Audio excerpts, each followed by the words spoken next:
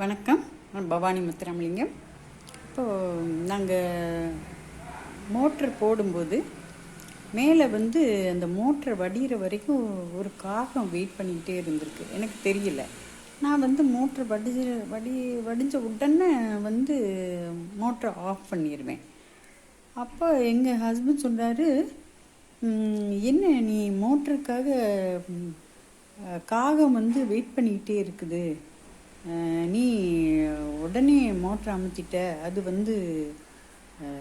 கிளம்பி போயிடுச்சு, இனி மோட்டர் போடும்போது கொஞ்சம் நேரம் வெயிட் பண்ணு, அந்த காகம் தண்ணி குடிக்கும் அப்படின்ட்டு. அதுலேருந்து நான் மோட்ரு போட்டுட்டு கொஞ்சம் நேரம் கழித்து ஒரு 10 நிமிஷம் கழித்து தான் அந்த மோட்டரை ஆஃப் பண்ணுவேன். ஏன்னா காகம் வெயிட் பண்ணி தண்ணி குடிக்கும். அது எனக்கு ரொம்ப சந்தோஷமாக இருக்கும். நன்றி, வணக்கம். அடுத்த வீடியோவில் பார்க்கலாம்.